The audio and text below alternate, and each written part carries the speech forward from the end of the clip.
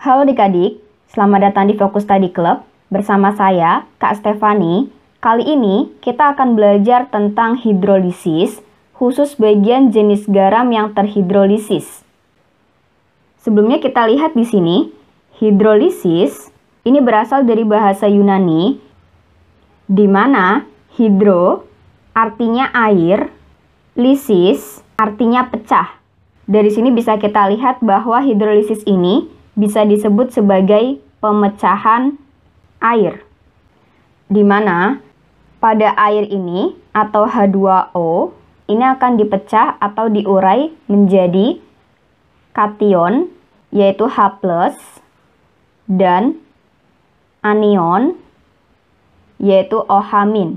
Kemudian hidrolisis ini bisa kita lihat bahwa air ini digunakan untuk memutuskan ikatan pada suatu molekul. Misalkan di sini terdapat molekul AB, kemudian ditambah dengan air H2O, di mana H2O ini akan diurai atau dipecah menjadi H+ dan OH-. Kemudian pada molekul AB terjadi pemutusan ikatan, sehingga di sini akan diperoleh AH ditambah BOH.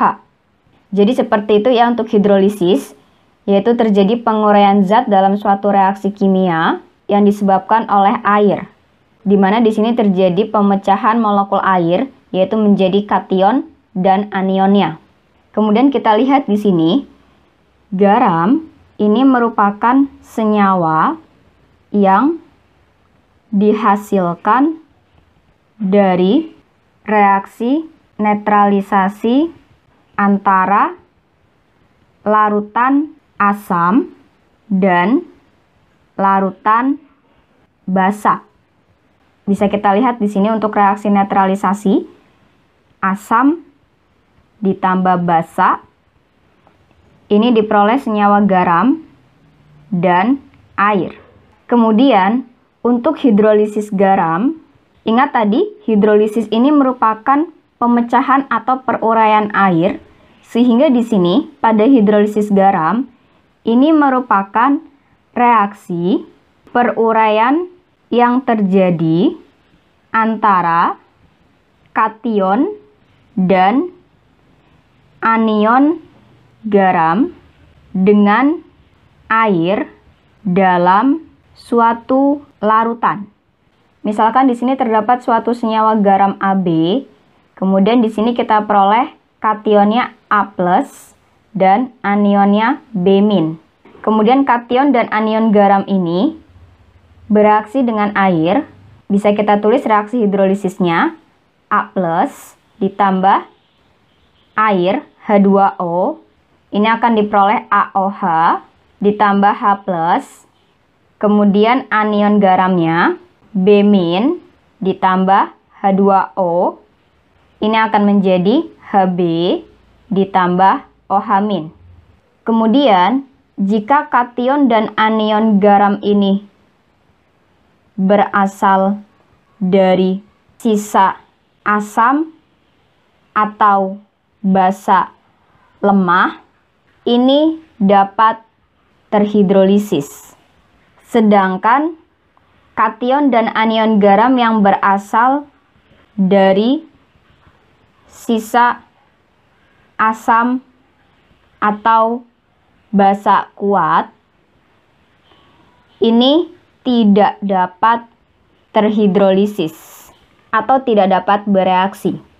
Selanjutnya bisa kita lihat di sini untuk jenis garam yang terhidrolisis, hidrolisis total atau hidrolisis sempurna, yaitu reaksi penguraian seluruh garam oleh air. Jadi di sini semua ionnya ini terhidrolisis atau dapat bereaksi, di mana untuk komponen garamnya yaitu terdiri dari asam lemah atau kita tulis Al ya, dan basa lemah atau kita tulis Bl ya. Hal ini karena ion dari sisa asam atau basa lemah ini bereaksi dengan air, ini dapat terhidrolisis. Kemudian kita lihat di sini untuk contoh reaksinya. Misalkan di sini terdapat suatu senyawa garam NH4F. Kemudian kita buat terlebih dahulu untuk reaksi ionisasi dari NH4F, yaitu NH4+ ditambah F-. Ini reaksi ionisasi garam ya. Kemudian untuk reaksi hidrolisisnya, kationnya yaitu NH4+ ya, kita tulis di sini. Kemudian ditambah dengan air H2O. Ini dapat terhidrolisis karena NH4+ ini merupakan ion yang berasal dari basa lemah ya. Sehingga di sini terhidrolisis menjadi NH4OH ditambah H+. Ingat ya, pada reaksi hidrolisis ini H2O itu diurai atau dipecah menjadi H+ dan OH-, sehingga di sini NH4+-nya akan bereaksi dengan OH-nya, maka diperoleh NH4OH, kemudian H+-nya kita tulis di sini. Kemudian anion garamnya yaitu F- ditambah H2O, ini dapat terhidrolisis karena ion F- berasal dari senyawa asam lemah, sehingga terhidrolisis menjadi HF ditambah OH-. Begitu juga dengan F- ya. F- di sini akan bereaksi dengan H+, sehingga di sini diperoleh HF dan diperoleh OH-. Sehingga ini merupakan hidrolisis total. Jadi seperti itu ya untuk hidrolisis total, di mana semua ionnya mengalami hidrolisis, kemudian pada garamnya itu berasal dari senyawa asam lemah dan basa lemah. Selanjutnya, hidrolisis sebagian atau parsial ini terjadi ketika salah satu atau sebagian ion yang mengalami hidrolisis, sedangkan yang lainnya tidak. Kemudian komponen penyusun garamnya asam lemah, atau kita tulis Al ya, ditambah basa kuat, atau kita tulis BK ya, atau bisa juga sebaliknya, yaitu basa lemah, kita tulis Bl ya, ditambah asam kuat, atau kita tulis AK ya. Kemudian kita lihat di sini untuk contoh reaksinya, misalkan di sini terdapat suatu senyawa garam CH3 COONA. Kemudian bisa kita tulis dulu untuk reaksi ionisasinya, CH3COO- ditambah Na+.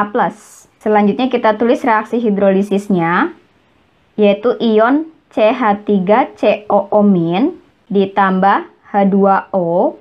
Ini akan terhidrolisis karena ion CH3COO- berasal dari senyawa asam lemah, sehingga terhidrolisis menjadi CH3COOH ditambah OH-. Ingat ya, pada H2O ini akan dipecah menjadi H+ dan OH-. Sehingga di sini ion CH3COO- itu akan bereaksi dengan H+, maka diperoleh CH3COOH ditambah OH-. Kemudian pada ion Na+ ditambah H2O ini tidak dapat terhidrolisis karena ion Na+ ini berasal dari senyawa basa kuat. Bisa dilihat di sini, hanya salah satu ion yang mengalami hidrolisis, sehingga ini mengalami hidrolisis sebagian. Kemudian contoh lagi di sini, NH4Cl. Kita lihat di sini, NH4 ini berasal dari senyawa basa lemah ya, sedangkan Cl ini berasal dari senyawa asam kuat ya. Sehingga di sini campuran antara basa lemah dengan asam kuat ini akan mengalami hidrolisis sebagian atau parsial. Jadi seperti itu ya untuk hidrolisis sebagian, yaitu hanya salah satu atau sebagian ion yang mengalami hidrolisis, di mana komponen penyusun garamnya salah satunya berasal dari senyawa lemah.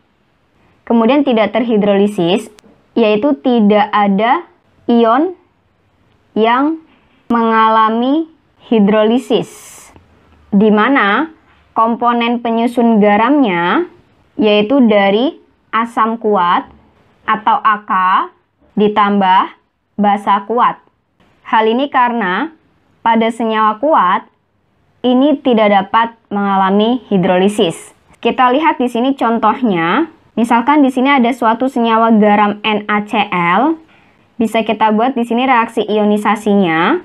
Kemudian reaksi hidrolisisnya Na+ ketika ditambah dengan H2O ini tidak dapat terhidrolisis. Tidak dapat terhidrolisis, kita tulis tandanya seperti ini ya. Hal ini karena ion Na+ berasal dari senyawa basa kuat. Kemudian, pada ion Cl- ditambah H2O, ini juga tidak dapat terhidrolisis karena ion Cl- berasal dari senyawa asam kuat. Jadi bisa kita lihat di sini, tidak ada ion yang terhidrolisis, maka ini merupakan garam yang tidak terhidrolisis. Jadi seperti itu ya. Garam yang tidak terhidrolisis yaitu tidak ada ion yang mengalami hidrolisis. Di mana bisa dilihat komponen penyusun garamnya itu dari senyawa asam kuat dan basa kuat. Ingat ya, hidrolisis total yaitu semua ionnya terhidrolisis.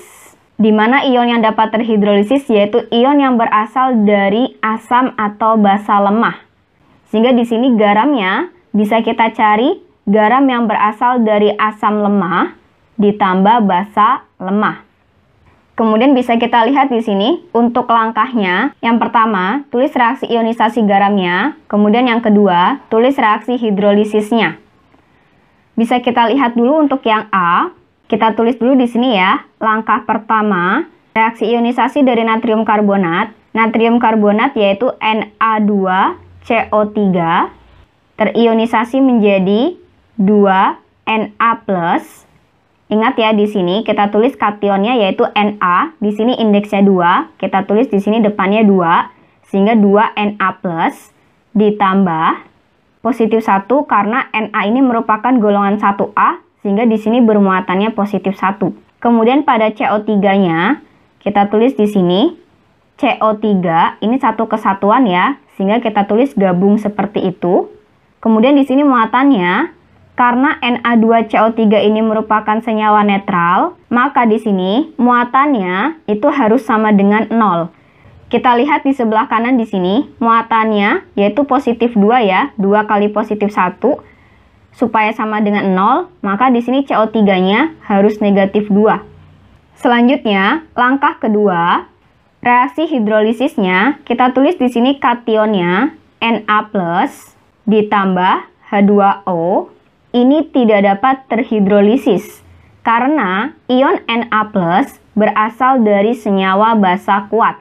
Ingat ya, yang dapat terhidrolisis ini hanya dari asam atau basa lemah.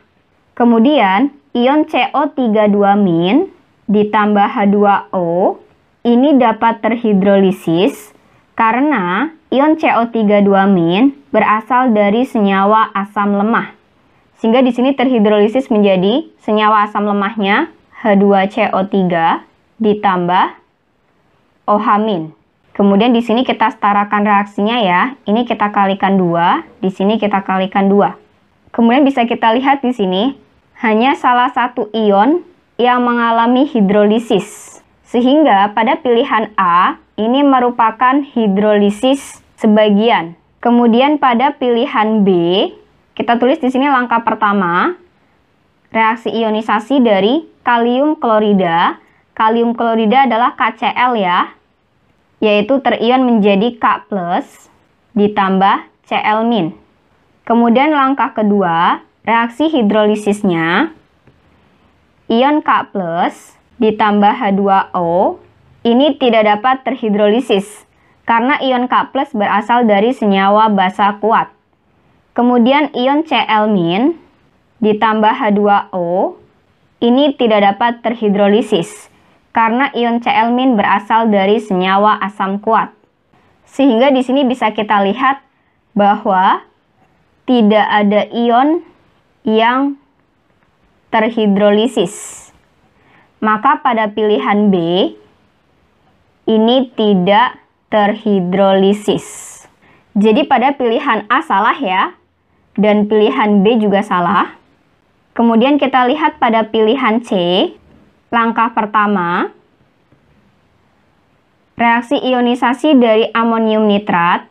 Amonium nitrat kita tulis di sini NH4NO3 terionisasi menjadi NH4+ ditambah NO3-. Kemudian langkah yang kedua, reaksi hidrolisisnya kita tulis di sini ion NH4+ ditambah H2O ini dapat terhidrolisis karena ion NH4+ berasal dari senyawa basa lemah.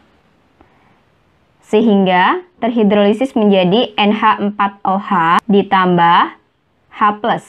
Kemudian ion NO3- ditambah H2O ini tidak dapat terhidrolisis karena ion NO3- merupakan sisa asam kuat.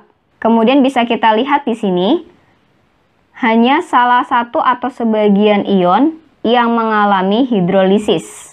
Jadi, pada pilihan C, ini merupakan hidrolisis sebagian. Kemudian pada pilihan D, kita tulis di sini langkah pertama, reaksi ionisasi dari barium asetat. Barium asetat yaitu BaCH3COO 2 kali.